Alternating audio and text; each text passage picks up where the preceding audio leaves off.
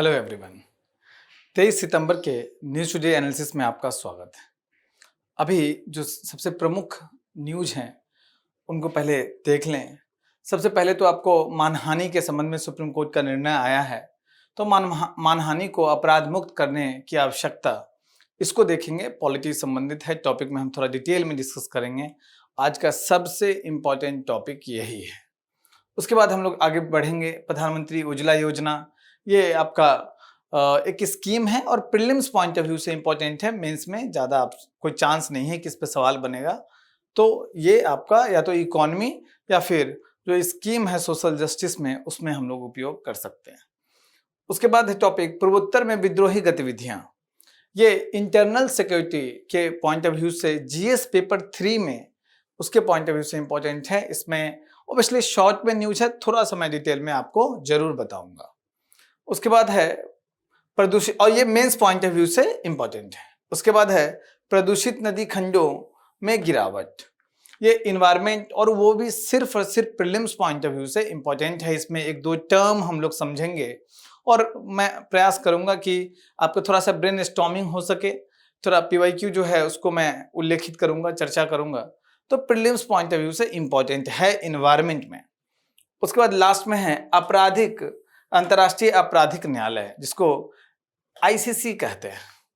ये आईआर के point of view से, आईआर में मेंस में आपको साफ साफ जीएस पेपर 2 में मेंस में लिखा हुआ है अंतर्राष्ट्रीय संस्थाएं, तो उसके पॉइंट ऑफ व्यू से इंपॉर्टेंट है। प्रीलिम्स पॉइंट ऑफ व्यू से तो इंपॉर्टेंट है ही, मेंस पॉइंट ऑफ व्यू से भी इंपॉर्टेंट है। तो ये भी दूसरा सबसे इंपॉर्टेंट टॉपिक आज आपका है। उसके अलावा कुछ संक्षिप्तियां हैं, उसको हम लोग देखेंगे, संक्षिप्तियों को। चलिए हम लोग आगे अब सीधे मेन टॉपिक पे आते हैं।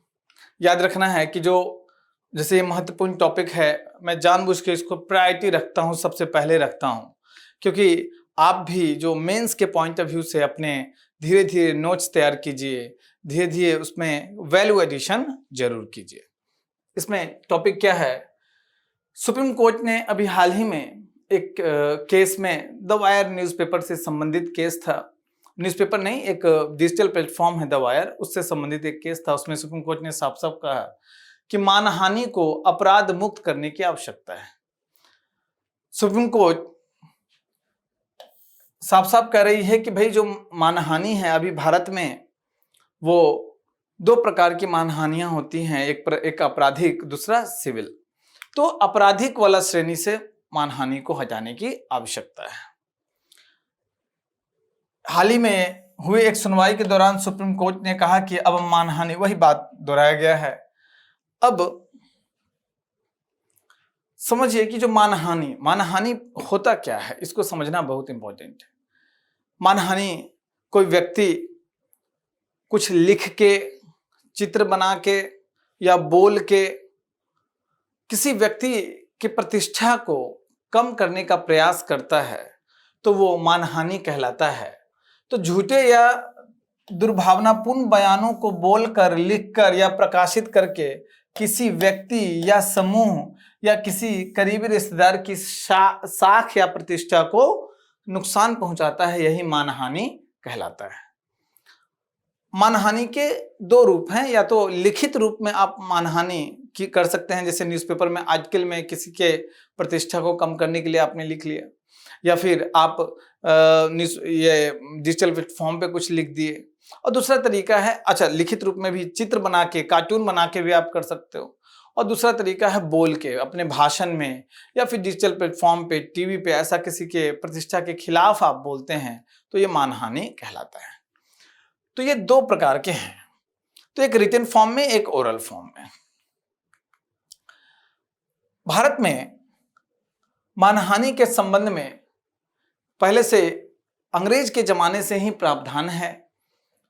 इंडियन पेनल कोड, ये इंडियन पेनल कोड जो भारतीय दंड संहिता जो पहले थी 1862 में, 1868 है शायद, 1868 में आईपीसी आया और उसमें धारा 499 में ये मानहानि के संबंध में प्रावधान है।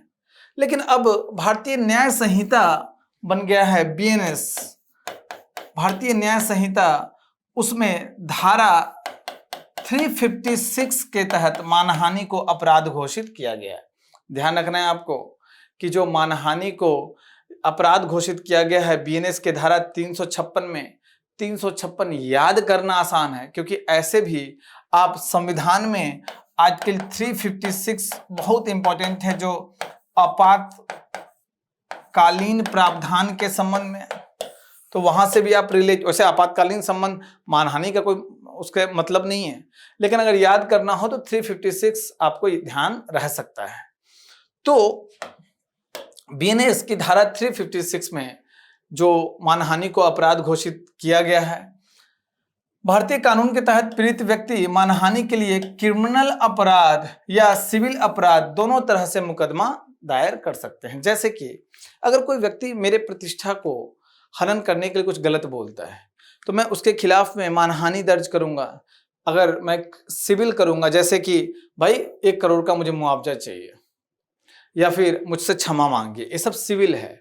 लेकिन आपराधिक में क्या होगा कि इसको भाई जेल में डालिए, मेरे खिलाफ बोला है, मेरे प्रतिष्ठा को कम किया है, तो दोनों, या फिर आप दोनों भी कि 1 साल का जेल दीजिए प्लस 1 करोड़ का हमको मुआवजा चाहिए, तो या तो आपराधिक या सिविल या दोनों मिला के भी हो सकता है केस। तो ये मानहानि के संबंध में सुप्रीम कोर्ट ने यही कहा है कि आपराधिक वाले सेक्शन को हटा देना चाहिए, सिर्फ और सिर्फ सिविल मामले होने चाहिए। अब है कि मानहानि को अपराध श्रेणी से बाहर हटाने की आवश्यकता क्यों है?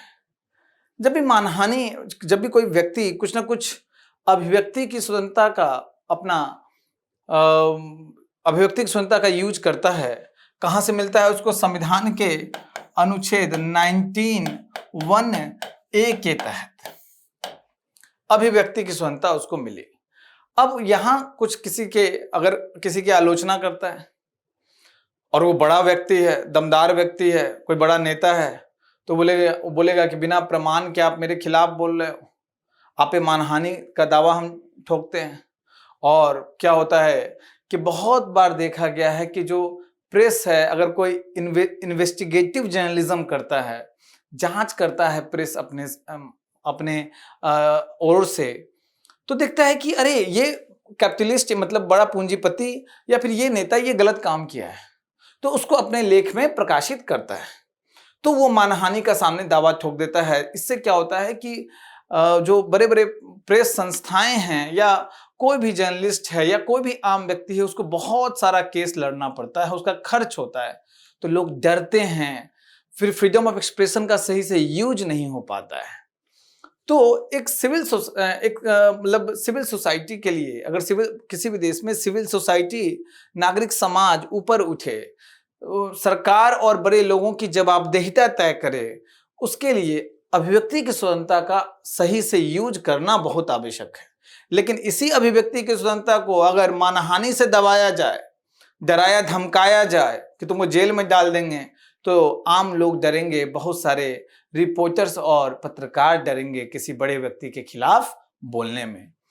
तो आपराधिक मानहानि के नियम संविधान के अनुच्छेद 19(1)(a) के तहत अधिकारों को प्रतिबंधित कर सकते हैं, क्योंकि कानून का डर सार्वजनिक रूप से विचारों की अभिव्यक्ति को रोकता है।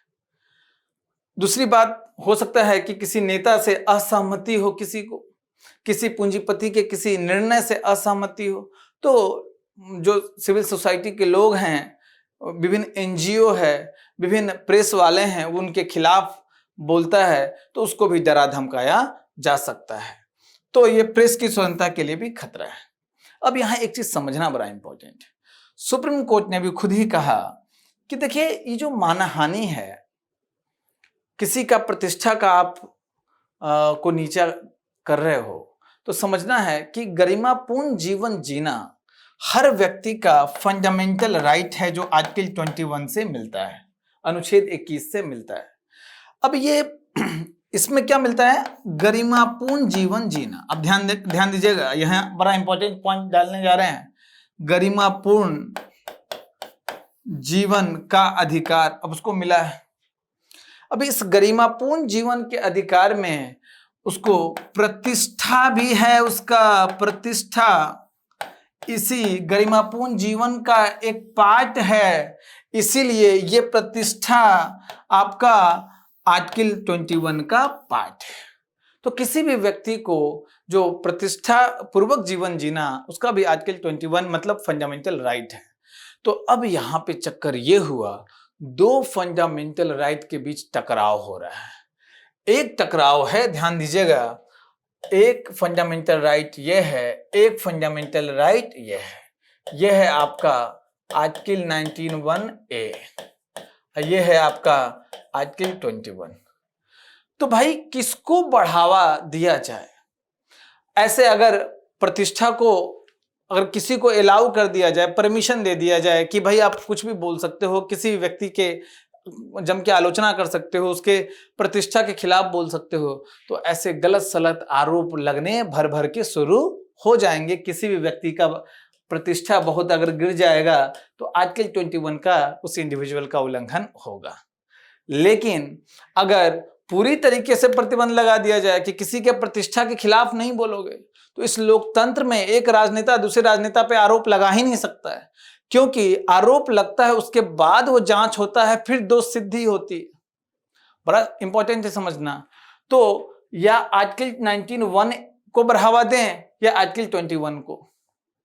ध्यान रखिए, अगर आप आज के इसी को 21 को बढ़ावा देंगे और फ्रीडम ऑफ एक्सप्रेशन, अभिव्यक्ति की स्वतंत्रता अगर ढंग से नहीं देंगे, उसके कारण क्या होगा, जो बड़े बड़े लोग हैं उनकी जवाबदेहिता तय नहीं हो पाएगी, उनकी आलोचना ढंग से नहीं हो पाएगी। लोकतंत्र के बड़ा खिलाफ जाता है ये।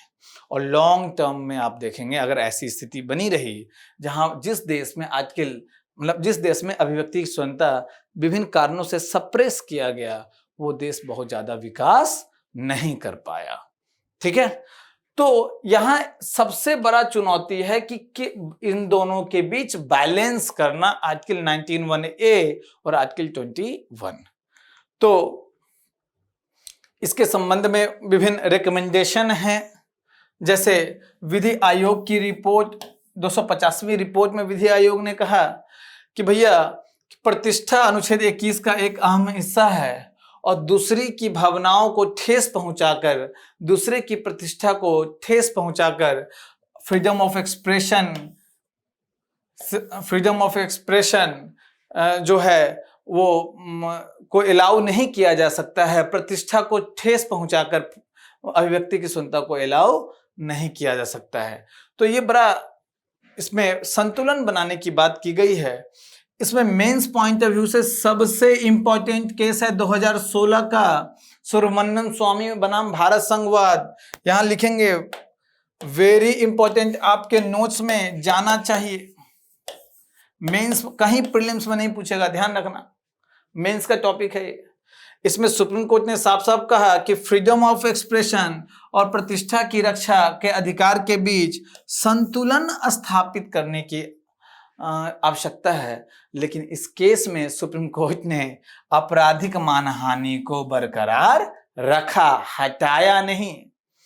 उसके बाद गुजरात राज्य बनाम गुजरात हाई कोर्ट 1998 में आपको कोर्ट ने कहा कि जो सम्मान चला जाता है या किसी की जीवन समाप्त हो जाती है, उसकी भरपाई नहीं की जा सकती। तो सुप्रीम कोर्ट का अभी तक तो यही स्टैंड था कि भाई मानहानि को भी जो मतलब आर्टिकल 21 को भी ठीक से दर्जा दिया जाए, खासकर मानहानि के संदर्भ में, इसलिए आपराधिक मानहानि को नहीं हटाया गया। लेकिन अब सुप्रीम कोर्ट धीरे धीरे और लिबरल हो रही है और कह रही है कि सही वक्त आ गया है कि जो मानहानि के संबंध में आपराधिक मामले हैं, आपराधिक वाले मामले को हटाइए, धारा 356 में संशोधन कीजिए और सिर्फ सिविल मानहानि वाले मामले आने चाहिए कोर्ट के पास। उसमें कोई व्यक्ति अगर आरोप लगाता है और वो आरोप प्रूफ नहीं होता है तो क्षमा मांग सकता है, अपने रिपोर्ट को वापस ले सकता है, अपने पोस्ट को डिलीट कर सकता है। ये सब सिविल हो गया। लेकिन आपराधिक वाले अब हटाने की आवश्यकता है, नहीं तो freedom of expression article 19(1)(a पे बड़ा नकारात्मक प्रभाव पड़ रहा है। बड़ा शानदार टॉपिक है। इसमें सबसे इंपॉर्टेंट अगर आंसर लिखोगे तो चूंकि आसान भी है, सुब्रमण्यम स्वामी बड़े नेता हैं, उनका नाम आप लोग भी जानते हैं, तो ये केस आपको याद 2016 का होना चाहिए। ठीक है, अब आपको बता रहा हूं, बड़ा शानदार क्वेश्चन फ्रेम किया है मैंने, और ये क्वेश्चन को मैं आपको चैलेंज देता हूं, सभी बच्चों के लिए चैलेंज है।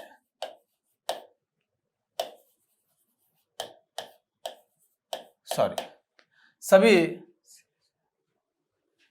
बच्चों के लिए ये चैलेंज है कि इस क्वेश्चन का DOQ, demand of the question, आप कमेंट बॉक्स में सही लिख के दिखाइए। आपको इस क्वेश्चन को अपने हाथ से कागज में लिखना है। पहले इंग्लिश मीडियम वाले इंग्लिश में लिखेंगे, हिंदी मीडियम वाले हिंदी में। उसके बाद उस पर ब्रेन स्टॉर्मिंग कीजिए। याद रखिए, DOQ के लिए ब्रेन स्टॉर्मिंग करना बहुत जरूरी है। सीधे क्वेश्चन पढ़ा और उसका DOQ, demand of the question लिख दिया, मजा नहीं आएगा, आप गलत ही लिखोगे। बहुत कठिन सवाल मैंने फ्रेम किया है, आप इसका DOQ लिख के दिखाइए। क्वेश्चन है, सुप्रीम कोर्ट की हाल की यह टिप्पणी कि अब समय आ गया है कि मानहानि को अपराध की श्रेणी से बाहर किया जाए के परिप्रेक्ष्य में आलोचनात्मक परीक्षण कीजिए कि आपराधिक मानहानि के प्रावधानों का बने रहना गरिमा और अभिव्यक्ति की स्वतंत्रता का संवैधानिक संतुलन है, अथवा यह एक अपूर्ण तनाव है जो लोकतांत्रिक जवाबदेही को कमजोर करता है। बड़ा शांत, ये जो मैंने कंटेंट पढ़ाया है, इसी कंटेंट से आपको समझ विकसित हो गई होगी। अगर आप ब्रेनस्टॉर्मिंग 5-10 मिनट करोगे इस क्वेश्चन का, तो आप लिखोगे। जो बच्चे कमेंट बॉक्स में सही लिखेंगे उनके कमेंट पे मैं लाइक करूंगा, सीरियसली। लेकिन ये टफ क्वेश्चन है, बिल्कुल सोच के लिखना। मैं चैलेंज देता हूं आपको चैलेंज की तरह इसको लेना है। एक चीज और, यूपीएससी में जब आप फंडामेंटल राइट, आपको पता है कि फंडामेंटल राइट चैप्टर कितना इंपॉर्टेंट है मेंस, प्रीलिम्स, मेंस, हर चीज में। फंडामेंटल राइट्स के सारे सवाल एक साथ रखते हो मेंस का, और उसके बाद एनालिसिस करते हो, तो आपको मालूम चलता है कि पिछले 12 साल में जितने क्वेश्चन पूछे गए, वो सारे के सारे क्वेश्चन या तो आर्टिकल 19 या आर्टिकल 21 से जुड़े मुद्दों पे है, या तो आर्टिकल 19 या फिर आर्टिकल 21 से जुड़े मुद्दों पे है क्वेश्चन, जो 12 साल में पूछे गए फंडामेंटल राइट से संबंधित क्वेश्चन। और ये क्वेश्चन मानहानि वाला तो भैया दोनों से जुड़ा हुआ है। तो समझ जाइए टॉपिक कितना इंपॉर्टेंट है मेंस पॉइंट ऑफ व्यू से, क्योंकि मानहानि आर्टिकल 19 से भी जुड़ा हुआ है, 21 से भी जुड़ा हुआ है। और PYQ के ट्रेंड एनालिसिस में क्या देखते हैं हम लोग कि यही दोनों आर्टिकल पे सवाल आ रहा है। 25 पे आज तक नहीं आया है 12 साल में, 30 पे आज तक नहीं आया है 12 साल में, 32 पे नहीं आया है मेंस में, सिर्फ और सिर्फ 19 और 21 पे आया है। तो इसको और क्वेश्चन का जो भी फंडामेंटल राइट इस पे सवाल आता है, संवाद पे आता है, वो क्वेश्चन का एक्चुअल कंटेंट टफ नहीं होता है, टफ होता है उसका DOQ, demand of the question. इसीलिए आपके लिए मैंने कठिन डिमांड ऑफ द क्वेश्चन बनाया है। मैं चेक करूंगा कि आप सही लिखते हैं या गलत। ठीक है, तो लीजिए चैलेंज, मैं भी देखता हूं कितने बच्चे सही कमेंट करते हैं। चलिए अब हम लोग नेक्स्ट टॉपिक पे आते हैं।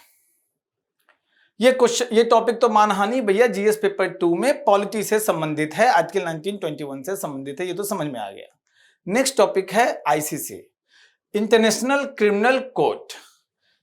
इंटरनेशनल क्रिमिनल कोर्ट, ये IR, जैसा नाम से ही आपको दिखता है, IR GS पेपर 2 से संबंधित है। IR के सिलेबस में जाओगे, साफ साफ लिखा हुआ है अंतरराष्ट्रीय संस्थाएं, है ना, तो उसमें आएगा। एक चीज और बता दूं, यूपीएससी को प्रीलिम्स में भी ये टॉपिक बहुत पसंद है। तो एक जैसे बहुत बच्चे कंफ्यूज कर जाते हैं ICJ और ICC में, इंटरनेशनल कोर्ट ऑफ जस्टिस और इंटरनेशनल क्रिमिनल कोर्ट, इस दोनों में अंतर आपसे प्रीलिम्स में, मेंस में कम चांस है, प्रीलिम्स में पूछ सकता है, बहुत ज्यादा चांस है। तो ये भी आपको तैयार करना है, मैं आगे बताऊंगा। अब ये चर्चा में क्यों है? 3 अफ्रीकी देश, वो भी साहेल रीजन के देश हैं। अब ये साहेल रीजन है क्या, प्रीलिम्स में पूछ चुका है, सर्च मारिएगा। तो बुर्किना फासो, माली और नाइजर ने आईसीसी इंटरनेशनल क्रिमिनल कोर्ट से अपनी सदस्यता से हटने की घोषणा कर दी है। संयुक्त बयान में इन्होंने क्या कहा कि तीनों देश ने कि आईसीसी पर आरोप लगाया है कि यह संस्था जो साम्राज्यवादी देश हैं, साम्राज्यवादी शक्तियां हैं और नौ उपनिवेशवादी जो दमन है उसका एक उपकरण बन गया है। जो देश खासकर पश्चिमी देश हैं, यूरोपीय देश हैं, वो पहले से साम्राज्यवादी देश थे, लेकिन और वो उनके बहुत सारे उपनिवेश थे। अब वो विभिन्न तरीकों से इस अविकासशील और अविकसित देशों पर अपना नव साम्राज्यवाद स्थापित करना चाहते हैं या नव उपनिवेशवाद स्थापित करना चाहते हैं। वो नव उपनिवेशवाद स्थापित करने के बहुत सारे तरीके हैं, उसमें से इनका आरोप है कि ये लोग आईसीसी का भी यूज कर रहे हैं। ठीक है, तो ICC prelims point of view से आपका बड़ा इंपॉर्टेंट है। क्या है आईसीसी? एक तो इसका मुख्यालय हेग में है, नीदरलैंड में है, और दुनिया का पहला अस्थाई आपराधिक न्यायालय है, पहला अस्थाई अंतर्राष्ट्रीय आपराधिक न्यायालय है। इसमें क्या होता है कि जो देश इसमें शामिल हैं, तो उस देश में कोई व्यक्ति नरसंहार करता है या करवाता है, कोई व्यक्ति व्यापक जन नरसंहार या फिर समझ जाइए कि मानवता के खिलाफ अपराध करता है या युद्ध अपराधी है, तो इन व्यक्ति के खिलाफ, ध्यान रखना है मैं व्यक्ति पर्सन बोल रहा हूं, देश नहीं बोल रहा हूं, इन व्यक्ति के खिलाफ आईसीसी में केस चलता है और आईसीसी का निर्णय इन पे बाध्यकारी होता है। होता क्या था, ये आया क्यों, पहले समझना बड़ा जरूरी है। 1990 के बाद एक हुत्ती और तुत्सी दो समुदाय थे रवांडा में, और रवांडा में दो समुदाय के बीच भयानक नरसंहार हुआ। खासकर हुत्तियों ने तुत्सी पे बहुत सारे, मतलब 100 दिन में 10 लाख लोग मारे गए, समझिए 100 दिन में। तो ये और ये अफ्रीकी देश है, और जिसने ये काम किया जब वो हारा तो भाग के दूसरे देश में शरण ले लिया, उस पर कोई एक्शन नहीं हुआ। तो ये सोचा गया कि भाई ऐसा कोई एक तंत्र होना चाहिए जहां पे इस तरह के लोग जो भयानक नरसंहार करते हैं उन पे अंतर्राष्ट्रीय स्तर पे कुछ ना कुछ कार्रवाई हो। तो उसमें रोम में एक संधि हुई जिसको रोम संविधि या रोम स्टैट्यूट कहते हैं। उसी के तहत आईसीसी की स्थापना की गई, कब, 1998 में, और उसी 94 या 95 में रवांडा में भयानक बहुत गंदा नरसंहार हुआ था, और 2002 में यह लागू किया गया। 1998 भी प्रीलिम्स पॉइंट ऑफ व्यू से इंपॉर्टेंट है, रोम संविधि भी प्रीलिम्स पॉइंट ऑफ व्यू से इंपॉर्टेंट है।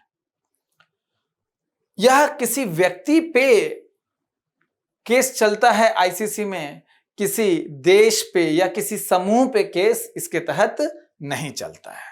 तो यह भी आपका प्रीलिम्स पॉइंट ऑफ व्यू से इंपॉर्टेंट है। उसके अलावा इसके अभी तक 125 सदस्य देश हैं। याद रखिए, यूनाइटेड नेशन से इसका कोई संबंध नहीं है। कुछ है, मतलब जैसे यूनाइटेड नेशन के सारे सदस्य देश, इसमें जरूरी नहीं है कि भाई सदस्य होंगे, तो यूनाइटेड नेशन से इन जनरल इसका संबंध नहीं है। 125 देश तो हैं, लेकिन बहुत सबसे इंपॉर्टेंट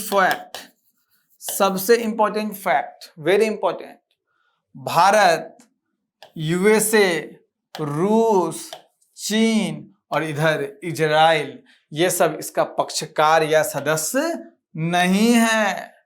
तो जो परमानेंट 5 में, P5 में आप देखोगे यूएसए, रसिया और चाइना, ये 3 तो नहीं है।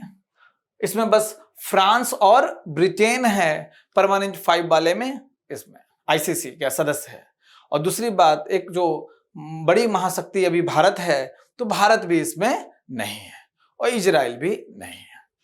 तो ये प्रीलिम्स पॉइंट ऑफ व्यू से बहुत इंपॉर्टेंट है। पूछ सकता है कौन से सदस्य देश हैं, इसमें यूके, फ्रांस तो है, लेकिन ये सब देश नहीं है। इसका वित्त पोषण जो सदस्य देश हैं वही करते हैं। निर्णयों का जो प्रवर्तन, इसका निर्णय बाध्यकारी है।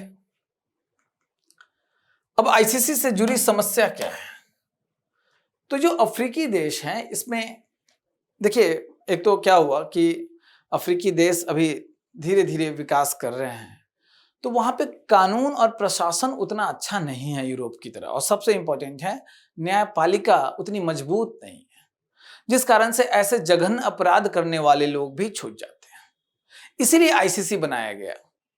लेकिन अब धीरे धीरे समय के साथ क्या देखा गया कि आईसीसी जिसपे फ्रांस का, जिसपे ब्रिटेन का, जिसपे इटली का, जिसपे यूरोपीय देश का बहुत ज्यादा प्रभाव है, तो यूरोप में अगर कोई व्यक्ति ऐसा काम करता है, खासकर पूर्वी यूरोपीय देश में, वहां पे आईसीसी ढंग से काम नहीं करती है, ऐसे नरसंहार करने वाले को बचाया जाता है। लेकिन जो अफ्रीकी देश हैं उस पर बहुत ज़्यादा ये एक्सपेरिमेंट करती है, उस पर बहुत ज़्यादा ये एक्शन लेती है। और सबसे बुरा चीज़ क्या है कि अफ्रीकी देश, चलिए जो नरसंहार कर रहा है तो चलिए उस पर आईसीसी ने एक्शन लिया, लेकिन सबसे बुरा चीज़ क्या है कि अफ्रीकी देश में कोई देश ऐसा, कोई राष्ट्राध्यक्ष या कोई व्यक्ति ऐसा है जो इन जनरल अच्छा है, कुछ कमियां उसमें हो सकती हैं, लेकिन यूरोपीय देश का बात नहीं सुन रहा है, तो यूरोपीय देश क्या करेगा, उसको आईसीसी के अंदर केस चला देगा। तो इसी को बोलते हैं पक्षपात करना। तो पश्चिमी देशों के हितों की पूर्ति करने वाला एक नव औपनिवेशिक साम्राज्यवादी न्यायालय के रूप में कार्य कर रहा है, ये अफ्रीकी देश, खासकर अफ्रीकी देश का आरोप है। यह सार्वभौमिक अधिकार क्षेत्र की कमी है। कई शक्तिशाली जो राष्ट्र हैं इसके सदस्य ही नहीं, भारत चाहे यूएसए, ये सब के सदस्य ही नहीं है। जबकि आप देखिए यूएसए कितना युद्ध करता है। 1998 के बाद ही देख लीजिए, यूएसए ने इराक में, अफगानिस्तान में, न जाने सीरिया में, न जाने कितना युद्ध किया, कितने आम लोग मरे। अगर यूएसए भी होता तो उसके जो राष्ट्रपति है उस पर आईसीसी में केस चलता, लेकिन यूएसए ही नहीं है। उसके बाद एक चीज और है कि 1 जुलाई 2002 के बाद जब ये लागू हुआ, उसके बाद के केस को ही देखता है, उसके पहले के केस को नहीं देखता है।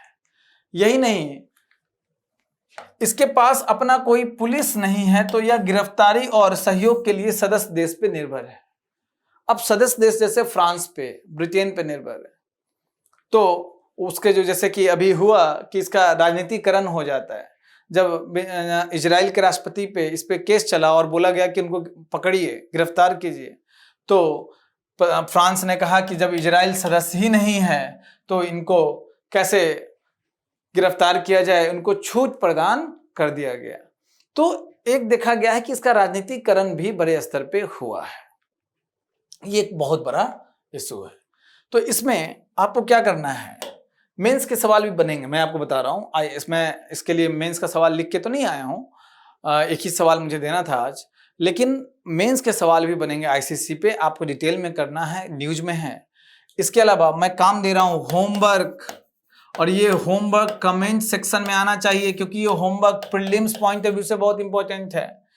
आईसीजे और आईसीसी में क्या अंतर है, difference between ICJ and ICC.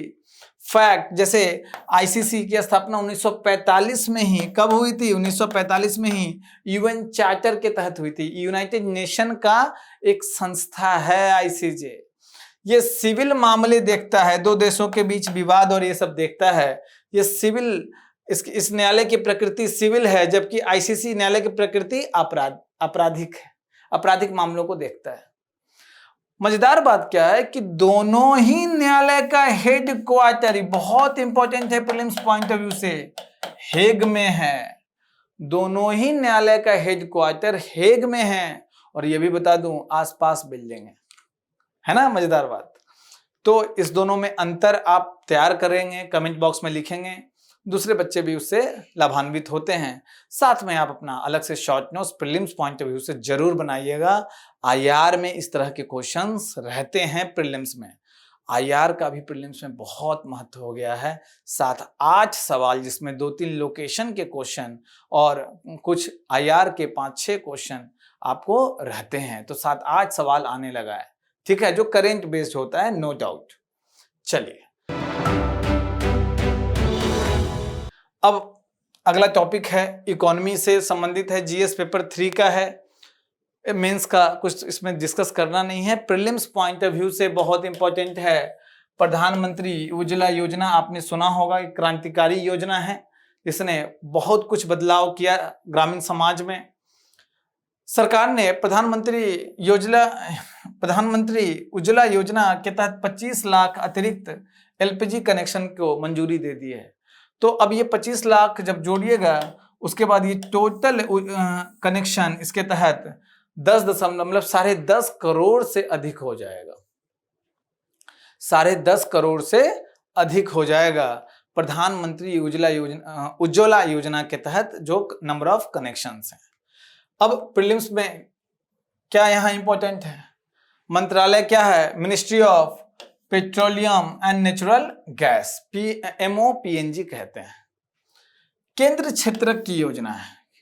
देखिए, जो केंद्र सरकारी योजना है 2 प्रकार की है, एक तो है केंद्रीय क्षेत्र की योजना, दूसरा केंद्र प्रायोजित योजना। जो केंद्र क्षेत्र की योजना होती है उसमें सारा का सारा खर्च पैसा केंद्र सरकार करती है, लेकिन जो केंद्र प्रायोजित योजना होती है उसमें कुछ शेयर केंद्र सरकार और कुछ शेयर राज्य सरकार करती है, जो इन जनरल 60:40 का रेशियो होता है। जो विशेष दर्जा वाले राज्य हैं उसमें 90:10 का रेशियो होता है, कहीं कहीं ये 50-50% भी होता है। इन जनरल मैंने कहा है। तो केंद्रीय क्षेत्रक और केंद्र प्रायोजित, ये क्या है, केंद्र क्षेत्रक मतलब इसका सारा खर्च वहन कौन करेगा, केंद्र सरकार। चलिए, कब शुरू किया गया, यह 2016 में शुरू किया गया, जिसमें 8 करोड़ ग्रामीण परिवार को निःशुल्क एलपीजी कनेक्शन प्रदान करने के लिए शुरू किया गया था। आगे उज्ज्वला 2.0 2021 में शुरू किया गया, जिसमें जो प्रवासी परिवार थे, खासकर शहर के संदर्भ में प्रवासी परिवारों के लिए विशेष सुविधा के साथ PM उज्ज्वला योजना के तहत 1.5 करोड़ से अधिक परिवारों को एलपीजी कनेक्शन का आवंटन किया गया। और 2023-24 से इस 2 साल के लिए 75 लाख अतिरिक्त कनेक्शन की बात की गई है, और अभी कितना, अभी 25 लाख अतिरिक्त, तो टोटल 10.58 करोड़ मतलब 10.5 करोड़ से अधिक का कनेक्शन हो गया है। प्रीलिम्स के पॉइंट ऑफ व्यू से आपको सबसे इंपॉर्टेंट है ये 2016 और 2021, ठीक है। इसका ये जो योजना है इसकी पात्रता, ये भी प्रीलिम्स में इंपॉर्टेंट है। बीपीएल परिवार से संबंधित वयस्क महिला के नाम पे, जो वयस्क महिला मतलब कम से कम 18 वर्ष की आयु होनी चाहिए, जिसके घर में पहले से एलपीजी कनेक्शन नहीं है, तो उनको दिया जाता है। इसमें कौन से परिवार, जरा देखिए, हो सकता है कि वह परिवार सोशियो इकोनॉमिक कास्ट सेंसस की सूची 2011 में चिन्हित परिवार हो, या शेड्यूल कास्ट शेड्यूल ट्राइब का परिवार हो, प्रधानमंत्री आवास योजना ग्रामीण का लाभार्थी हो, अंत्योदय योजना में क्या है कि जो उस परिवार को 35 केजी अनाज दिया जाता है प्रति माह, जो बहुत गरीब हैं। अंत्योदय अन्न योजना में शामिल परिवार हो, या अत्यंत पिछड़ा वर्ग हो, या फिर वनवासी या वन क्षेत्र में रहने वाले परिवार हों, या फिर द्वीपों या नदी द्वीपों के निवासी हों, या चाय बगान या पूर्व चाय बगान के जनजातियां हों, या फिर अन्य गरीब परिवार हो। लेकिन इसमें क्राइटेरिया क्या है कि वो जो महिला है, मतलब उस परिवार में वयस्क महिला के नाम से ही कनेक्शन होगा और किसी के नाम से नहीं।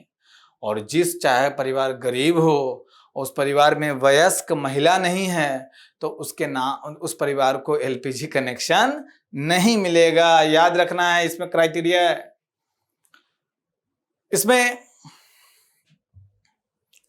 नगद सहायता दी जाती है।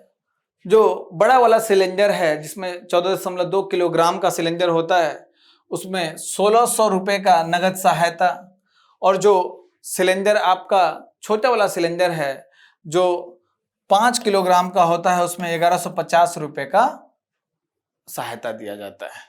क्यों दिया जाता है? इसमें सिलेंडर प्रेशर रेगुलेटर भी साथ में मिलता है, एलपीजी पाइप भी मिलता है, उपभोक्ता कार्ड और इंस्टॉलेशन लागत सब इसमें शामिल है।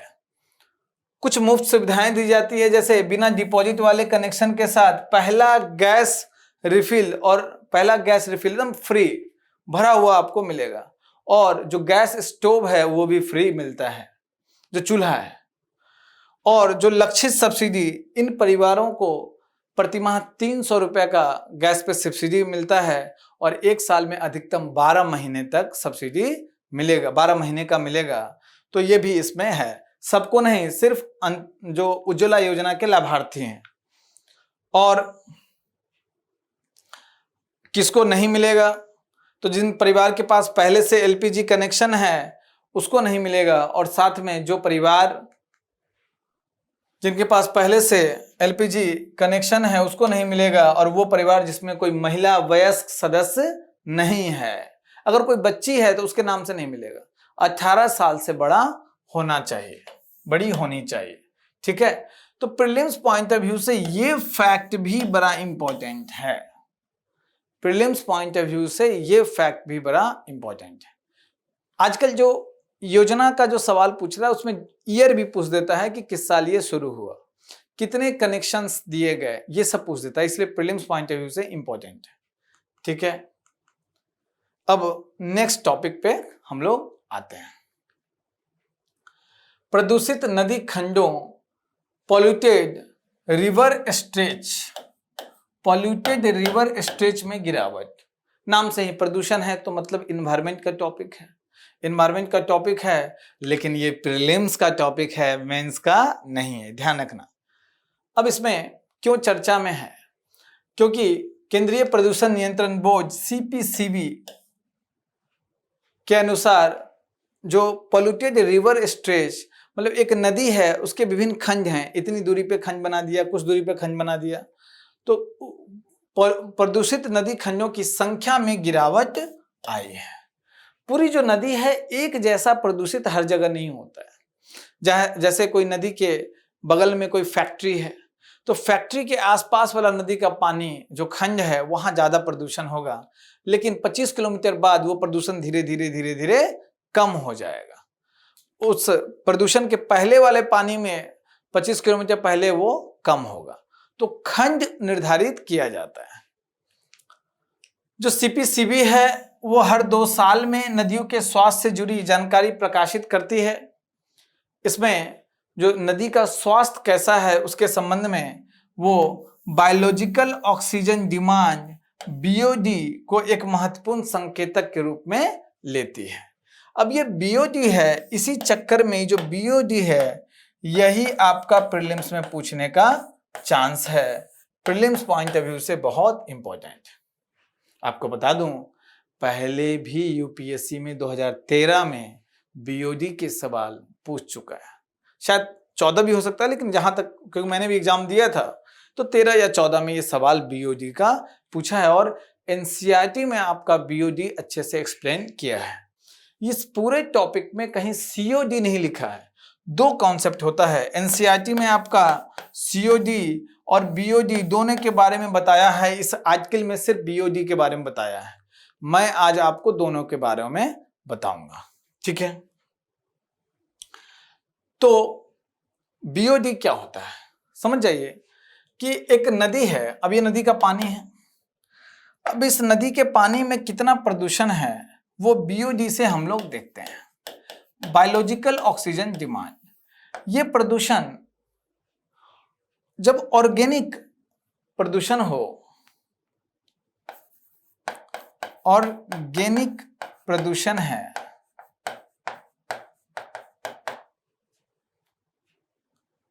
ना। अब इस ऑर्गेनिक प्रदूषण में भी 2 प्रकार हैं। एक है बायोडिग्रेडेबल, मतलब जैविकी बैक्टीरिया के माध्यम से ही उसको समाप्त किया जा सकता है, उस प्रदूषण को, जो बैक्टीरिया उसमें होते हैं नदी में। और एक होता है नॉन बायोडिग्रेडेबल, मतलब बैक्टीरिया उसको कुछ नहीं कर पाता है, आपको अलग से कुछ रसायन मिलाना पड़ता है। तो ये दो प्रकार के प्रदूषण हैं जो कार्बनिक प्रदूषण या ऑर्गेनिक प्रदूषण कहलाते हैं। अब जो बायोडिग्रेडेबल प्रदूषण है, उसमें बैक्टीरिया के माध्यम, जब बैक्टीरिया जो है या सूक्ष्म जीव जो हैं उसको उस बायोडिग्रेडेबल प्रदूषण को समाप्त करने के लिए कितना ऑक्सीजन की आवश्यकता है, यही बायोलॉजिकल ऑक्सीजन डिमांड कहलाता है।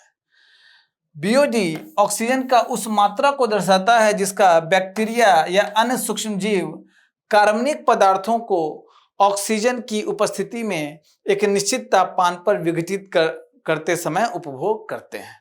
अब बड़ा कॉम्प्लेक्स तरीके से लिखा हुआ है, आप समझिए कि जैसे कि गाय का गोबर है और वो नदी में मिल गया, तो ऐसे ही नहीं रहता है। वो जो बैक्टीरिया है नदी में, वो जो और भी सूक्ष्म जीव हैं, उस गोबर को ऑक्सीजन की उपस्थिति में धीरे धीरे समाप्त करेगी, उसको डिग्रेड करेगी।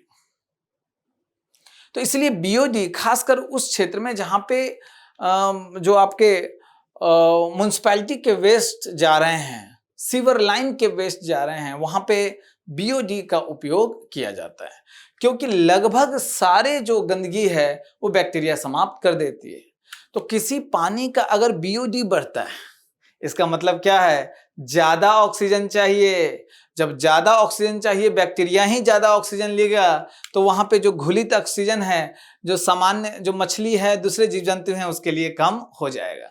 इसका मतलब है बीओडी का बढ़ना, इसका मतलब प्रदूषण ज्यादा है उस पानी में, है ना। तो बीओडी ज्यादा अच्छा नहीं माना जाता है।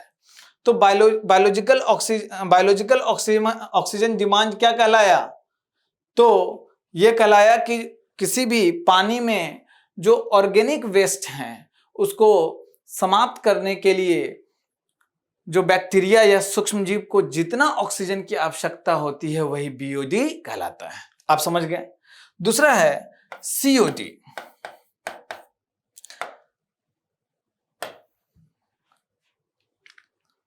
कार्बनिक ऑक्सीजन डिमांड। इसका मतलब क्या है, अब समझिए बात को कि जो जल है उसमें कार्बनिक जो गंदगी है उस दो तरह के हैं। एक तो मैंने कहा कि भाई एक वो है जो सूक्ष्म जीव है समाप्त कर देते हैं। दूसरा ऐसे जो फैक्ट्री की गंदगी है उसमें ऐसे भी रसायन हो सकते हैं, कार्बनिक रसायन हो सकते हैं जिसको सूक्ष्म जीव समाप्त नहीं कर सकते हैं, ऊपर से रसायन मिलाना पड़ेगा। तो सीओडी का मतलब है कि किसी भी जल में पूरे ऑर्गेनिक जो गंदगी है उसको अपघटित करने के लिए, समाप्त करने के लिए जितना ऑक्सीजन की आवश्यकता है उसको सीओडी बोलते हैं। तो इसका मतलब है सीओडी का मतलब है बीओडी प्लस कुछ और ऑक्सीजन। तो सीओडी हमेशा बीओडी से ऊपर होता है, याद रखना है आपको, क्योंकि बीओडी में सिर्फ जैव निम्नीकृत जो कार्बनिक अपशिष्ट हैं उसी के समापन के लिए बात होती है, लेकिन सीओडी में जैव निम्नीकृत या गैर जैव निम्नीकृत सभी प्रकार के कार्बनिक अपशिष्ट के अपघटन की बात होती है। तो हमेशा सीओडी बीओडी से ज्यादा होता है। ठीक है थोड़ा कॉम्प्लेक्स चीज समझना, प्रीलिम्स में पूछ चुका है, इसलिए केयरफुल, बी केयरफुल। पीवाईक्यू में है तो दोबारा पूछ सकता है। आप लोग कमेंट बॉक्स में लिखिएगा बीओडी और सीओडी का अंतर, डेफिनेशन में लिखिएगा जरूर, दूसरे बच्चे भी पढ़ सकें। अब इसमें पीआरएस के लिए जो पॉल्यूटेड रिवर स्ट्रेच, इसके लिए क्या मानदंड है, किस आधार पे सीपीसीबी निर्धारित करती है कि ये स्ट्रेच, ये नदी का खंड प्रदूषित है।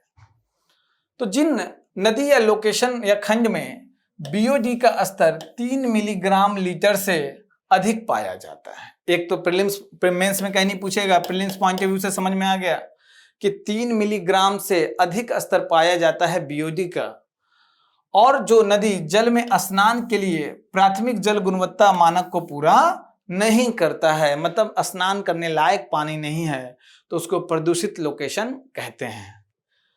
पीआरएस को आप अधिकतम बीओडी के स्तर के आधार पर 5 प्राथमिकता श्रेणियों में बांटा जाता है।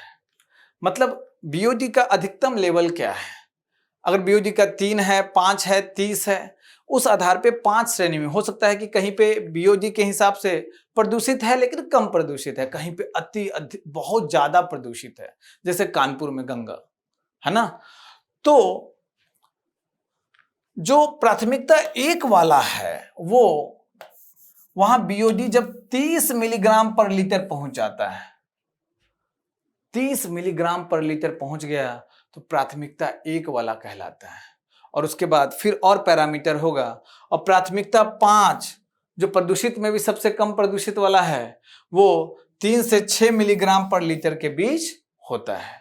तो 30 मिलीग्राम पर लीटर से ऊपर है प्राथमिकता 1, सबसे ज्यादा सेंसिटिव, सबसे ज्यादा प्रदूषित खंड वही है। अब इसमें क्या बताया गया कि जो 2023 में जब इसमें रिपोर्ट में बताया गया है कि 271 नदियों पे सर्वे किया गया, जिसमें से 296 पीआरएस पाए गए थे, पॉल्यूटेड रिवर स्ट्रेच 2022 में बढ़ के 279 हो गया, 279 नदियों पे 311 हो गया। ये सब डेटा आपसे कहीं नहीं पूछेगा, बस ट्रेंड समझिए। ये जो पीआरएस है सबसे ज्यादा महाराष्ट्र में था, उसके बाद ये आपको केरल में उसके बाद सबसे ज्यादा थे। 2022 के मूल्यांकन की तुलना में देखिए प्राथमिकता 1 खंड की संख्या में गिरावट आई है। प्राथमिकता 1 क्या था? बीओडी यहां कितना था? 30 मिलीग्राम पर लीटर से ज्यादा। तो ऐसे खंड सबसे प्रदूषित खंड हैं। पहले कितना थे? 45, अब कितने हो गए? 37। तमिलनाडु, उत्तर प्रदेश और उत्तराखंड में जो प्राथमिकता 1 वाले खंड सबसे ज्यादा है। वैसे आपको बता दूं ये कहीं नहीं पूछेगा आपसे, प्रीलिम्स में भी ये सब नहीं पूछता है। आपसे पूछेगा भी तो बीओडी और सीओडी पूछेगा, ठीक है। भारत में नदी प्रदूषण कम करने में मदद करने वाले उपाय, तो इसके लिए कुछ कानून बनाए गए हैं, जिसमें जल प्रदूषण की रोकथाम नियंत्रण अधिनियम 1974 बनाया गया है। कुछ राष्ट्रीय मिशन बनाए गए, योजना बनाया गया, राष्ट्रीय स्वच्छ गंगा मिशन, राष्ट्रीय नदी संरक्षण योजना, स्वच्छ भारत मिशन आपको पता ही है कितना इंपॉर्टेंट है। और उसके अलावा जगह जगह sewage treatment plant, common effluent treatment plant, ये सब लगाए गए। तो इसमें कुछ आपको ज्यादा इंपॉर्टेंट नहीं है। तो यहाँ पे सिर्फ बीओडी और सीओडी पे आपको पारंगत होना है, प्रीलिम्स में सवाल बन सकता है। अब हम लोग बड़े टॉपिक में लास्ट टॉपिक पे आते हैं। टॉपिक क्या है? पूर्वोत्तर में विद्रोही गतिविधियां। सरकार ने national socialist council of Nagaland NSCN के पर लगे प्रतिबंध को 5 साल और बढ़ाया। आप ये समझिए, आप ये टॉपिक वैसे आपको बता दूं जीएस पेपर 3 में इंटरनल सिक्योरिटी में है, आंतरिक सुरक्षा में आपको ये टॉपिक पढ़ना है। जो पूर्वोत्तर में अलगावाद उग्रवादी जो गतिविधियां हैं, तो आपको इंटरनल सिक्योरिटी में पढ़ना है, सवाल पूछे जाते हैं। भारत में जितने भी अलगाववादी का मतलब होता है देश से अलग होना, भारत देश से अलग होकर अपना देश बनाने का मांग।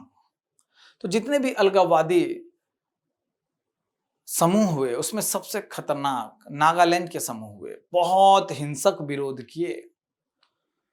तो नागालैंड के जो समूह थे वो आजादी के बाद ही हथियार उठा लिए। अच्छा, पूर्वोत्तर भारत में ऐसे बहुत सारे समूह, जैसे नागालैंड को अलग देश बनाने, नागालिम देश बनाने का मांग, या मिजोरम को अलग देश बनाने का मांग, या फिर आपको बोडोलैंड को अलग देश बनाने का मांग, ऐसे न जाने कितने डिमांड, अलग देश बनाने का डिमांड प्रारंभ हुआ आजादी के बाद ही। उसमें सबसे खतरनाक, सबसे हिंसक नागालैंड वाला समूह था। तो आजादी के बाद ही उनमें यह आया कि हमको अलग देश, संप्रभु देश भारत से बनाना है। तो वो ग्रेटर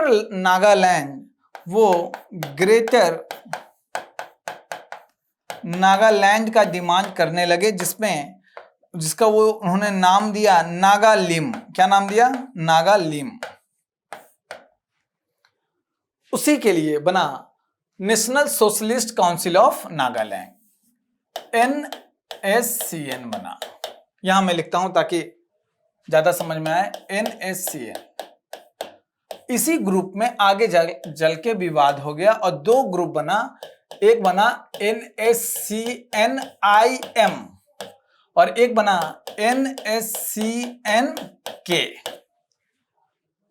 चूंकि बहुत सारे उसमें नेता थे तो उनमें विवाद हुआ, तो ये NSCN खापलांग ग्रुप है, K फॉर खापलांग, उसके नेता खापलांग हुए। और ये NSCN इसाक मोइवा ग्रुप, दो व्यक्ति, इसाक एक व्यक्ति मोइवा, तो इसाक मोइवा ग्रुप हुए, तो ये अलग बनाया। अब दोनों का उद्देश्य तो सेम था कि भाई भारत से अलग होना, अलग ग्रेटर नागालैंड बनाना। और आपको ये बता दूं कि ग्रेटर नागालैंड में सिर्फ नागालैंड नहीं शामिल था, ग्रेटर नागालैंड में वो जो क्षेत्र का डिमांड कर रहे थे उसमें तो पूरा नागालैंड था ही। मणिपुर का नागा वाले जो क्षेत्र हैं, जहां नागा लोग रहते हैं, मणिपुर का क्षेत्र, आपको असम का क्षेत्र, अरुणाचल का बड़ा क्षेत्र, और यही नहीं म्यांमार का उत्तर पश्चिमी क्षेत्र, मतलब म्यांमार के क्षेत्र जहां नागा जनजाति के लोग रहते हैं, उन सब क्षेत्र को मिला के ये ग्रेटर नागालैंड का डिमांड कर रहे थे, अलग देश के लिए हिंसक विरोध कर रहे थे। दो ग्रुप बना, NSCN-IM, NSCN-K। अब क्या भारत के लिए बहुत बड़ी चुनौती, मामूली बात तो है नहीं।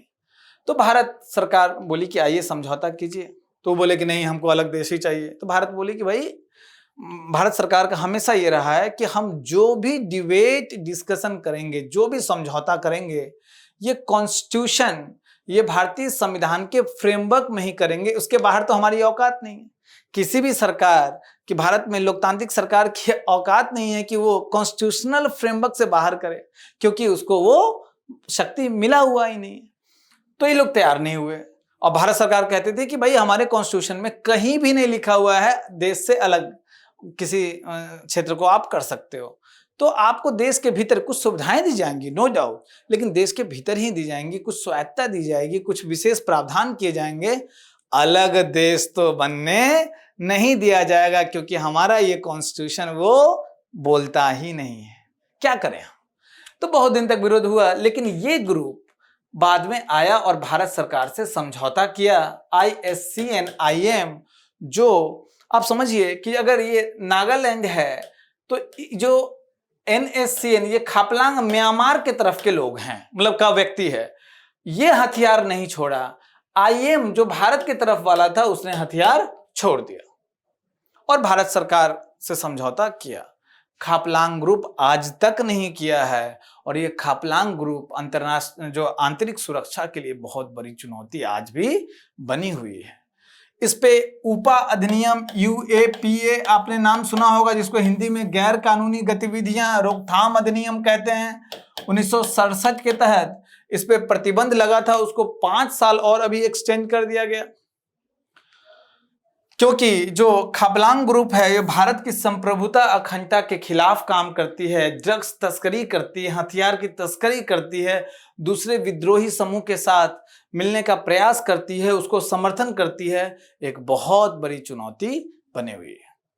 वहां जबरन वसूली, किडनैपिंग, ये सब गतिविधियां करती है। इसके पीछे जो नॉर्थ ईस्ट में इतना सारा उग्रवादी घटनाएं हुई, उसके पीछे जिम्मेवार कारण क्या है? तो आजादी के पहले से वो क्षेत्र देखिए, आज भी रेल से इधर जाके थोड़ा मोड़ा जुड़ा है। बहुत ज्यादा क्या था, मतलब अलग थलग था अंग्रेज के समय से। तो आजादी के बाद भी वो मुख्य भारत के जो मुख्य भाग है उससे जुड़ाव महसूस नहीं करते थे, और वहां बहुत सारे निर्जातीय समूह हैं, सबकी संस्कृति अलग है, सब सोचती है कि भाई मेरा अपना एक देश हो। तो और औपनिवेशिक काल के पहले और उसके बाद से ही ये उपेक्षा और सीमित राजनीतिक प्रतिनिधित्व की भावना से के शिकार रहे हैं। निर्जातीय और सांस्कृतिक आकांक्षाएं हैं, उनको अपने पहचान और स्वायत्तता की आकांक्षा है, उनको डर है कि उनकी संस्कृति समाप्त ना हो जाए। पूर्वोत्तर क्षेत्र में आर्थिक अवसर की कमी है, वहां पे बहुत ज्यादा बेरोजगारी है, और जितना ज्यादा बेरोजगारी होगा तो बेरोजगार युवा इन सब चीजों से जुड़ेगा। यही नहीं है, लिखा हुआ नहीं है, बहुत सारे अंतर्राष्ट्रीय संस्थाएं भी या देश भी, दूसरे देश भी इनको समर्थन करती रही हैं। दूसरी बात कि जो म्यांमार है या भारत है, बांग्लादेश है, उसके साथ ये सब क्षेत्र जो है, जो सीमा है, बड़ा छिद्रित है, पोरस है, आराम से आज जा सकते हैं, छुप सकते हैं, हथियार ले जा सकते हैं, ला सकते हैं, ड्रग्स ला सकते हैं, ले जा सकते हैं। तो ये छिद्रित सीमा एक बहुत बड़ी चुनौती है भारत सरकार के लिए। तो सरकार ने भी कुछ प्रयास किया और वो प्रयास अच्छा रहा है। खासकर आप समझिए कि मिजो नेशनल फ्रंट जो मिजोरम को अलग देश बनाने की मांग कर रहा था, सरकार भी उससे, यहाँ की सेना भी उससे एक तरह से मतलब पूरा संघर्ष कर रही थी, लेकिन साथ में पैरेलली सरकार उससे वार्तालाप करती रही। और वो कमाल हुआ 1986 में जब वो मिजो शांति समझौता हुआ और भारत की संप्रभुता को स्वीकार किए, भारत में रहकर वो एक अलग राज्य के रूप में स्थापित होने का स्वीकार किया। बोडो शांति समझौता 2020 में हुआ, जिसमें उन्होंने भारत से आजादी को लेके बिल्कुल अपना मांग समाप्त कर दिया। और आपको इसाक मोवा ग्रुप जो नागालैंड के संबंध में बताया है, बस खापलांग बचा है। तो सरकार भी बड़ा उदार रही है, उनसे बात करती रही है ना, दोनों फ्रंट पे, साम दान भेद सब फ्रंट पे काम करती रही है। अंतर्राज्यीय सीमा समझौता जो विभिन्न राज्यों के बीच विवाद का बहुत बड़ा कारण रहता है, असम और अरुणाचल प्रदेश के बीच में 2023 में और असम और मेघालय के बीच में 2022 में समझौता हुआ। तो इससे ये विवाद भी बहुत सारे खत्म हुए। उसके अलावा सबसे इंपॉर्टेंट है कि इन क्षेत्रों को 5वीं और 6ठी अनुसूची के प्रावधान में शामिल किया गया और नागालैंड के संबंध में आर्टिकल 371A के तहत उसको कुछ विशेष दर्जा प्राप्त है। आपको बता दूं, 5वीं अनुसूची और 6ठी अनुसूची बहुत इंपॉर्टेंट है। पिछले 10 सालों में 5 बार, इस बार भी सवाल पूछा है, 5 से 6, मैं तो कहूंगा 6 बार जहां तक मुझे याद है, 6 टाइम्स आपसे क्वेश्चन पूछा गया है 5वीं और 6ठी अनुसूची पे। तो ये ध्यान रखना, इसको प्रीलिम्स कभी आएगा तो मैं पूरा डिटेल में बताऊंगा, अभी टाइम नहीं है। आप कमेंट बॉक्स में 5th शेड्यूल और 6th शेड्यूल के राज्य का नाम लिख के बता दो बस, क्योंकि राज्य भी पूछ सकता है। 6th शेड्यूल में 4 राज्य है, असम, मेघालय, त्रिपुरा और मिजोरम। 5th शेड्यूल में 10 राज्य हैं, इस 10 राज्य का नाम बता दीजिए। ठीक है। सरकार ने प्रधानमंत्री पूर्वोत्तर क्षेत्र विकास पहल भी शुरू किया है, PM डिवाइन नाम से, और एक अलग मंत्रालय बना दिया गया ताकि उस एरिया में फोकस किया जाए, विकास की गति को बढ़ाया जाए, जिसमें पूर्वोत्तर क्षेत्र विकास मंत्रालय, जिसको मिनिस्ट्री ऑफ डोनर बोला जाता है, उसके लिए भी फंडिंग में वृद्धि की गई है। सरकार अब संरचना निर्माण बड़े स्तर पे कर रहा है और मजेदार बात है कि लगभग राज्य अब ट्रेन से जुड़ गए हैं, रेल लिंक से जुड़ गए हैं। तो एक बहुत बड़ी सफलता है। धीरे धीरे उस क्षेत्र में इन्वेस्टमेंट भी सरकार बहुत ज्यादा बढ़ा रही है। तो ये आपके जो जितने बड़े टॉपिक्स थे वो समाप्त होते हैं। कुछ इसमें बड़े टॉपिक्स में मैंने होमवर्क दिया है। पहले क्वेश्चन में आपको जरूर demand of the question DOQ लिखना है और ICC और ICJ के बीच अंतर लिखना है। और लास्ट क्वेश्चन में मैंने आपको बोला है कि 5th शेड्यूल में 10 राज्य कौन से हैं, 6th शेड्यूल में 4 राज्य कौन से हैं।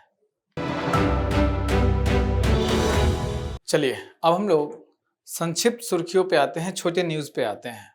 उसमें जो सबसे पहला न्यूज है ला ओर्चिला द्वीप समूह। अब क्या है कि 1-2 सवाल UPSC कोई अगर स्थल या कोई जगह चर्चा में रहा है तो उस पर पूछता है, इसलिए ये सब न्यूज दिए जाते हैं। ये क्यों न्यूज में है? तो वेनेजुएला देश है, आपको साउथ अमेरिकी देश है, साउथ अमेरिकी महाद्वीप का देश है जो साउथ अमेरिका के उत्तर में स्थित है। वेनेजुएला तेल के दुनिया के सबसे बड़े भंडार वेनेजुएला में ही हैं। तो अपने कैरिबियन द्वीप ला ओर्चिला पर सैन्य अभ्यास शुरू किया है, क्योंकि इस क्षेत्र में अमेरिकी सैन्य गतिविधियां बढ़ गई है और अमेरिका वेनेजुएला का संबंध अच्छा नहीं है। ये ला ओर्चिला द्वीप है कहाँ पे? तो अटलांटिक महासागर अटलांटिक महासागर के कैरेबियाई सागर में, कैरेबियाई जो द्वीप है वहां बहुत सारे, जैसे वेस्ट इंडीज हम लोग देश क्रिकेट खेलते हैं, वो सब कैरेबियाई द्वीप है। तो वहीं पे जो पूरा सागर है, अटलांटिक महासागर का एक पार्ट है, उसको कैरेबियाई सागर कहते हैं, जो नॉर्थ अमेरिका और साउथ अमेरिका के बीच में है, में वेनेजुएला के तट के पास स्थित है। यह यहाँ वेनेजुएला का एक सैन्य अड्डा है। नाम क्या है? ला और चिला द्वीप समूह। अब नेक्स्ट आपको छोटा सा न्यूज है, मैत्री 2.0 क्रॉस इंक्यूबेशन प्रोग्राम है क्या ये? तो भारतीय कृषि अनुसंधान परिषद ICAR ने Bharat Brazil cross incubation programme in agritech का दूसरा संस्करण लॉन्च किया है, जिसको मैत्री 2.0 कहा जाता है। एग्रीकल्चर सेक्टर में टेक्नोलॉजी का यूज करके एग्रीकल्चर को उत्पादन को बढ़ाना, कुछ इनोवेशन करना, तो इसको एग्री स्टैक कहते हैं।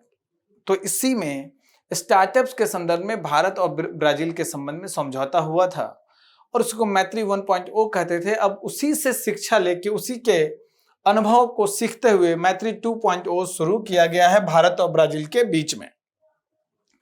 इसका उद्देश्य है संधारणीय कृषि, डिजिटल तकनीक, मूल श्रृंखला विकास पर ध्यान देना, मजबूत खाद्य प्रणाली को विकास करना, को इंक्यूबेशन मतलब साथ साथ ऐसे इंक्यूबेशन सेंटर जहां नए नए स्टार्टअप्स बढ़ सकें, और सीमा पार स्टार्टअप एक्सचेंज के लिए एक मंच प्रदान करता है। तो प्रीलिम से पूछ सकता है कि मैत्री 2.0 किससे संबंधित है ना, या किस दो देशों के बीच ये, ऑब्वियसली मैत्री मतलब भारत तो होगा ही, तो भारत और किस देश के बीच ये समझौता हुआ है। प्रोडक्शन गैप रिपोर्ट 2025 का। अब ये रिपोर्ट निकालती कौन है? फिल्म्स में कभी कभी ये भी पूछ देता है। तो ये स्टॉकहोम एनवायरनमेंट इंस्टीट्यूट और क्लाइमेट एनालिटिक्स और international institute for sustainable development ने इसको जारी किया है। तो ध्यान रखिए कि तीनों जो ऑर्गेनाइजेशन है एनवायरनमेंट प्रोटेक्शन के संबंध में नाम है, तो प्रोडक्शन रिपोर्ट पक्का एनवायरनमेंट से संबंधित होगा। है क्या? देखिए, तो इस रिपोर्ट में बोला गया है कि 2030 में निर्धारित जीवाश्म ईंधन उत्पादन, भाई पेरिस क्लाइमेट डील हुआ, उसमें वो कहा गया कि विभिन्न देश जीवाश्म ईंधन के जो उत्पादन है, जीवाश्म ईंधन मतलब कोयला, मतलब पेट्रोलियम, मतलब ये आपको गैस, तो ये सब जीवाश्म ईंधन है, तो इन सब के उत्पादन को कम करे ताकि जो वैश्विक तापन को 1.5 डिग्री तक ही सीमित किया जा सके। मैक्सिमम 2 डिग्री है, लेकिन 1.5 डिग्री तक सीमित किया जा सके। कब से? पूर्व औद्योगिक काल से इसको 1.5 डिग्री तक सीमित वैश्विक तापन को किया जा सके। लेकिन कह रहा है कि अभी जो उत्पादन हो रहा है वह आवश्यक स्तर से 120% अधिक है।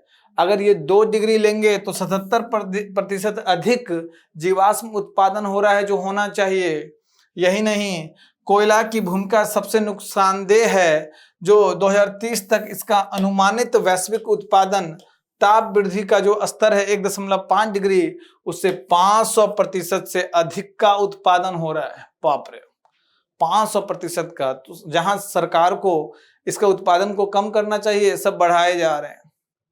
यही नहीं, जीवाश्म ईंधन पे जो सब्सिडियां हैं अभी दुनिया में सर्वोच्च स्तर पे पहुंच गई है, जबकि धीरे धीरे सब्सिडी खत्म करना था, धीरे धीरे इस पे ज्यादा टैक्स लगाना था। तो ये प्रोडक्शन गैप रिपोर्ट में स्पष्ट रूप से लिखा हुआ है। मेंस में इस रिपोर्ट का उल्लेख करके कुछ इंफॉर्मेशन, आप ऐसे सवाल आएंगे तो जरूर लिख सकते हैं। अगला टॉपिक है सियोम नदी। प्रीलिम्स में पूछ सकता है कि सियोम नदी कहाँ पे है।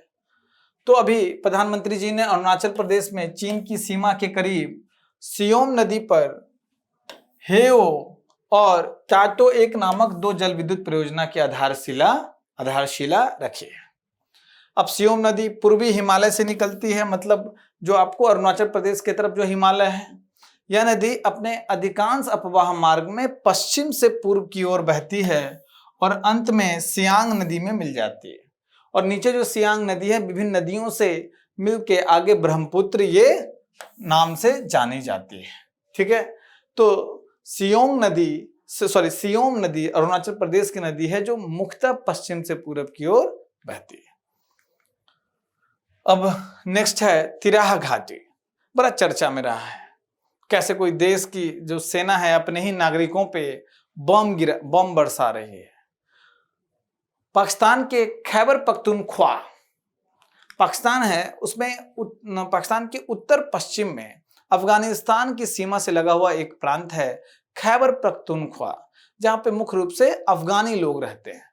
तो खैबर पख्तूनख्वा प्रांत की तिराहा घाटी में एक बम विस्फोट हुआ, और बम विस्फोट क्या हुआ, ऊपर से हवाई जहाज से गिराया गया पाकिस्तानी आर्मी द्वारा। 20 से ज्यादा लोग, एक्चुअली 23 से ज्यादा लोग मारे गए। तिराहा पाकिस्तान के पश्चिम मध्य खैबर पख्तूनख्वा प्रांत में स्थित एक पहाड़ी क्षेत्र है। यह अफगानिस्तान पाकिस्तान सीमा पर खैबर दर्रा और खाकी घाटी के बीच स्थित है। खैबर पख्तूनख्वा प्रांत में स्थित खैबर दर्रा जो है वो अफगानिस्तान के काबुल और पाकिस्तान के पेशावर को आपस में जोड़ता है। मुख्य रूप से यहाँ अफरीदी और उरकजई पश्तून जनजातियां निवास करती हैं। ऐतिहासिक तिराहा अभियान 1897-98 के दौरान अफरीदियों ने ब्रिटिश के खिलाफ जिहाद छेड़ा था, खैबर चौकियों पर कब्जा किया था। आपको ध्यान रखना है कि पूछ सकता है कि तिराहा घाटी, ऐसे ही पूछता है, बहुत डिटेलिंग नहीं पूछेगा। प्रीलिम्स में पूछेगा तिराहा घाटी कहाँ पे स्थित है, अफगानिस्तान में, पाकिस्तान में, खैबर पख्तूनख्वा में, है ना। तो इसलिए आपको प्रीलिम्स पॉइंट ऑफ व्यू से नाम ध्यान रखना है, मेंस में कहीं नहीं पूछेगा। उसके बाद क्वासी मून, अभी जो खगोलविद हैं उन्होंने एक लघु क्वासी मून 2025 PN7 की पहचान की है, जो लगभग 60 वर्षों से पृथ्वी के पास परिक्रमा कर रही है। इसको क्वासी मून को क्वासी सैटेलाइट भी कहते हैं।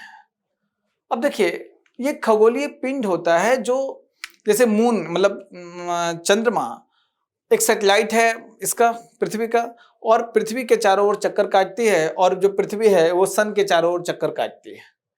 लेकिन मून जो है पृथ्वी के गुरुत्वाकर्षण से प्रभावित है, इसलिए पृथ्वी के चारों ओर चक्कर काटती है। लेकिन जो क्वासी मून होता है, क्वासी मून देखने में मून की तरह लगता है, देखने मतलब बिल्कुल देखने में नहीं, उसके जो लक्षण मून की तरह लगते हैं, मतलब लक्षण सैटेलाइट की तरह लगते हैं।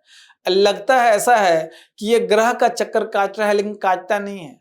वो तो ग्रह का जो कक्ष है उसका भी कक्ष उससे पैरेलल होता है, और हमेशा ग्रह के बहुत सालों तक ग्रह के साथ साथ चलता रहता है, और सन का वो चक्कर काटता है, सूरज का चक्कर काटता है।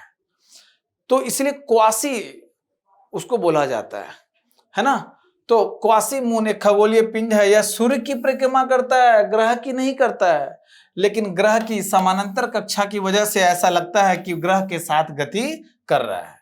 ये जो क्वासी मून है पृथ्वी ग्रह के साथ 60 साल से लगातार साथ चल रहा है। यह मुख्य रूप से सूर्य के गुरुत्वाकर्षण से प्रभावित है, ना कि ग्रह के। अगर ग्रह के गुरुत्वाकर्षण से ज्यादा प्रभावित होता है तो ग्रह का चक्कर काटता। यह एक वास्तविक मून नहीं है, वास्तविक चंद्रमा नहीं है। यह चंद्रमा की तरह प्रत्यक्ष रूप से ग्रह की परिक्रमा नहीं करता है, यह तारे या सूर्य की परिक्रमा करता है। अभी तक 6 ज्ञात क्वासी मून की खोज की जा चुकी है। प्रीलिम्स से पूछ सकता है क्वासी मून क्या है, प्रीलिम्स से पूछ सकता है क्वासी मून और मून में अंतर पूछ सकता है, ठीक है। व्योममित्र, इसरो के अध्यक्ष वी नारायणन ने एआई संचालित रोबोट व्योममित्र का अनावरण किया है। दिसंबर 2025 में मानव रहित जो गगनयान मिशन के साथ ये उड़ान भरेगा। गगनयान जो बिना मानव के जो आप गगनयान, मानव को बाद में भेजा जाएगा, पहले मानव रहित जो गगनयान मिशन है उसमें एक रोबोट डाला जाएगा, जिसको व्योममित्र नाम दिया गया है। इसरो ने इसको बनाया है। ये एआई आधारित हाफ ह्यूमनाइज रोबोट है। व्योम मतलब अंतरिक्ष और मित्र मतलब साथी। यह महिला रोबोट अंतरिक्ष यात्री मॉड्यूल के मापदंडों की निगरानी करने, चेतावनी जारी करने, जीवन रक्षक प्रणालियों से जुड़े कार्यों करने में सक्षम है और यह अच्छा पैनल्स के संचालित कर सकती है और पूछे गए सवालों का जवाब दे सकती है। बेसिकली रोबोट में डाला जाएगा, मानव रहित रहेगा, तो ऊपर जाके सारे ऑब्जर्वेशंस करेगा और सवालों के जवाब देगा। एआई संचालित है, एआई बेस्ड है। अब लास्ट में एक स्थल है जो सुर्खियों में है, मोरक्को। इसकी राजधानी रबात, और मोरक्को में एक प्रसिद्ध शहर है, बड़ा सुंदर शहर है, कैसाब्लैंका। कैसाब्लैंका आपको इस तरफ है, ठीक है। उस पर मूवीज भी बनी, बड़ी फेमस है कैसाब्लैंका। तो भारत और मोरक्को ने 22 सितंबर 2025 को रबात में रक्षा सहयोग पर एक एमओयू साइन किया। इसकी जो मोरक्को है ये अफ्रीकी महाद्वीप का एकदम पश्चिमी देश है, उत्तर पश्चिमी देश है। मोरक्को अफ्रीका का इकलौता देश है। आई रिपीट, मोरक्को अफ्रीका का इकलौता देश है जो अटलांटिक महासागर और भूमध्य सागर दोनों से जुड़ा है। आप देख लीजिए, इसका उत्तरी छोर पूरा भूमध्य सागर और इसका पश्चिमी पूरा सीमा किससे है? अटलांटिक महासागर से है। यहीं पे जिब्राल्टर, आपको जिब्राल्टर जल डमरू मध्य है, जिब्राल्टर स्ट्रेट है। एक तरफ यहाँ मोरक्को है, इस तरफ जिब्राल्टर है। याद रखना, ये तो स्पेन देश है लेकिन जिब्राल्टर पे आज तक कब्जा किसका है? यूनाइटेड किंगडम का है, क्योंकि स्ट्रेट बड़ा इंपॉर्टेंट होता है। ये मोरक्को में आपको एटलस माउंटेन है, माउंटेन रेंज। प्रीलिम्स में 2013 में सवाल पूछा था, 4 ऑप्शन था और उसमें से एक सही था, यही एटलस। आपको एनसीईआरटी में दिया हुआ है एटलस माउंटेन रेंज, उसी से मेरा वो सवाल सही हुआ था। अफ्रीका के उत्तर पश्चिमी किनारे पर एकमात्र, ठीक है, स्थलीय सीमाएं अल्जीरिया और पश्चिमी सहारा के साथ मिलती है। इस तरफ आपका अल्जीरिया है और इस तरफ वेस्टर्न सहारा है। माउंट टॉबकल सबसे ऊंची चोटी है, द्रा नदी यहाँ पे सबसे लंबी नदी है, और यहाँ पे जो हाई एटलस पर्वत समान मौसम वाली तटरेखा को सहारा मरुस्थल से अलग करता है। ये पूरा सहारा मरुस्थल है, लेकिन ये एटलस पर्वत यहाँ पे तटीय जलवायु है और यह मरुस्थलीय जलवायु है ना। एटलस पर्वत बड़ा इंपॉर्टेंट है, उसको आपको ध्यान में रखना है। तो सारे क्वेश्चंस, माफ कीजिएगा, सारे टॉपिक्स यहाँ कवर होते हैं। एक बार हम लोग क्वेश्चंस देख लें, आपको कमेंट बॉक्स में जवाब देना है। देखिए, पहला क्वेश्चन आपको बीओडी पे पूछ दिया, जो मैंने काफी डिस्कस किया था। इस पे आप जवाब दीजिएगा, जो भी मैंने पढ़ाया उसको देख के आपको जवाब देना है। अगला क्वेश्चन क्वासी मून पे है, वास्तविक चंद्र के बीच अंतर है। मैं क्वेश्चन देख के नहीं आया था, देखिए एकदम सेम क्वेश्चन बना है, तो इसको भी आप आराम से कर सकते हैं। अगला क्वेश्चन जो अंतर्राष्ट्रीय आपराधिक न्यायालय के संबंध में है, सारा चीज मैंने डिटेल में आपको बताया है। आप सही आंसर बिल्कुल दे सकते हैं, मैं कमेंट में पढ़ता हूं। जिन बच्चों का सही आंसर होगा उसके कमेंट को मैं लाइक करूंगा। अगर लाइक आता है मतलब मेरा ही लाइक होगा। सियोम नदी के बारे में है, जो आपको अरुणाचल प्रदेश की नदी है, उसके बारे में है क्वेश्चन। क्वेश्चन नंबर 5 आपको प्रधानमंत्री उज्ज्वला योजना डिटेल में बताया है, कौन सा मंत्रालय। सबसे आसान सवाल तो यही है आज का। उसके बाद question number 6 projection gap report के बारे में है। जो बातें की है प्रोजेक्शन गैप रिपोर्ट में, वो आप इसमें देख सकते हैं। तो सारे क्वेश्चंस आपके यहाँ पे जवाब में देना है। तो आपको आज होमवर्क में क्या क्या मिला है? एक तो भाई question number 1 demand of the question, कठिन सवाल चैलेंज के रूप में आपको दिया है, उसका आपको डिमांड ऑफ द क्वेश्चन लिखना है। दूसरा आईसीसी और आईसीजे के बीच अंतर लिखना है। तीसरा बीओडी और सीओडी के बीच अंतर लिखना है। और लास्ट में इतने सारे 6 सवाल आपके प्रीलिम्स के हैं, सबका आंसर लिखना है। मोस्ट प्रोबेबली आप सही आंसर देंगे। Best of luck. Thank you.